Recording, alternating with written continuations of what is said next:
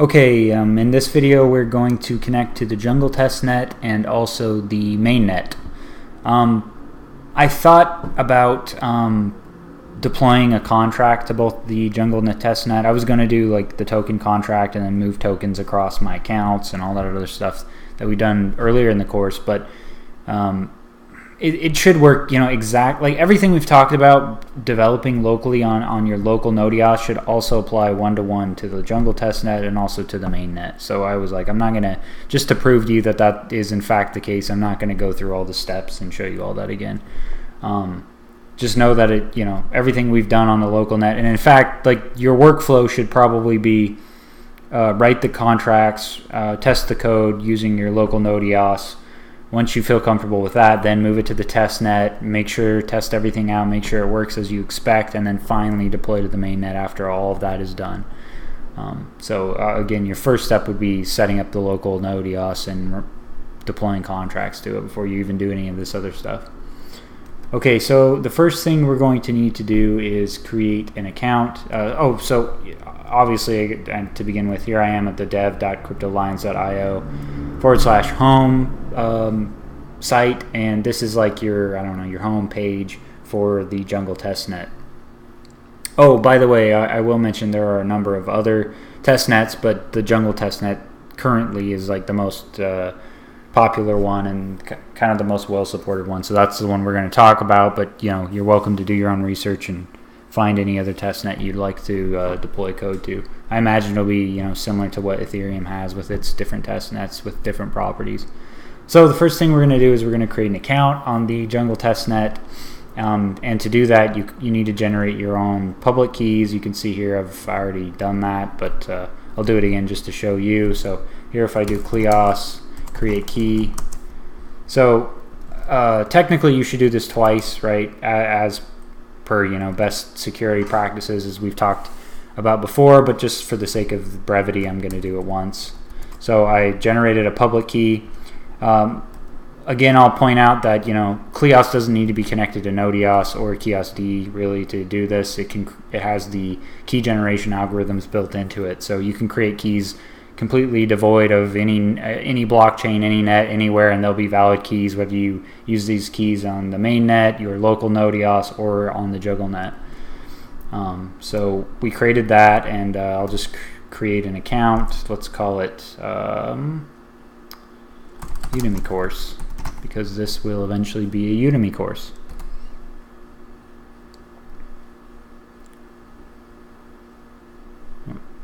It's telling me it's processing. So last time I picked a name that was actually going to work, but maybe this one won't. Oh, of course, only lowercase names.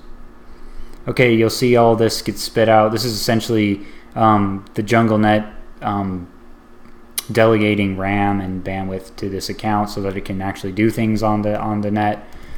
So what I'm going to do is I'm going to copy this over to.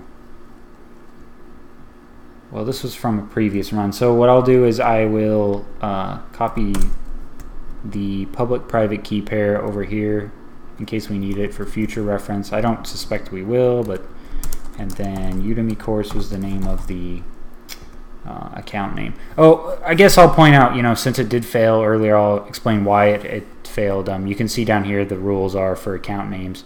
It has to be, I think, less than length 12, and then undercase and only 1 through 5 are allowed characters in the account name. So in this case I tried to use an uppercase C and it wouldn't let me do that. So now we have an account on the jungle testnet, and if we run account info, you'll see Udemy course. You should be able to get the account info associated with the Udemy course. So again, you can see that they've delegated bandwidth and CPU to this brand new account that we just created. The next thing you're going to want to do in order to deploy smart contracts is you're going to want to hit the faucet. I don't think it'll let me do this because I've actually done it within the same day, but maybe they'll do it based on account name.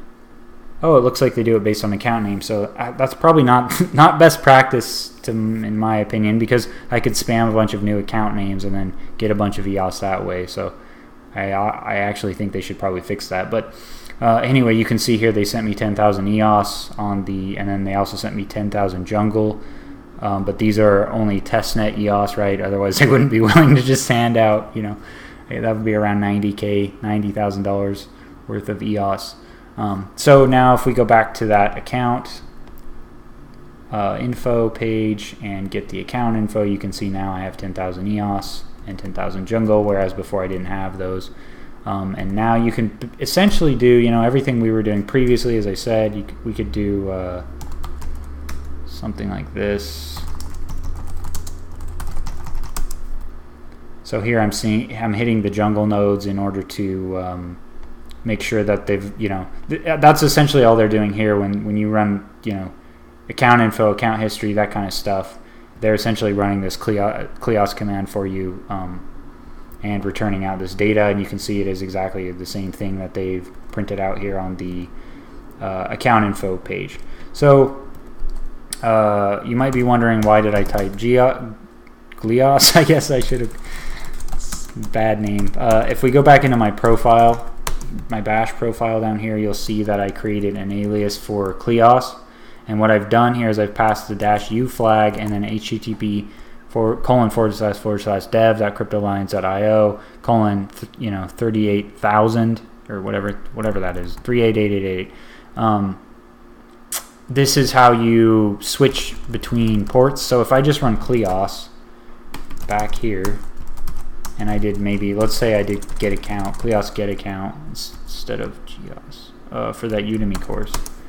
It's going to say, hey, there's no node EOS running, because back in the profile, it defaults to local. Well, you can see here it's printing out exactly what it is. It's defaulting to localhost, and since I'm not running node EOS locally, it's saying I have no idea what you're doing. But if we pass this -u flag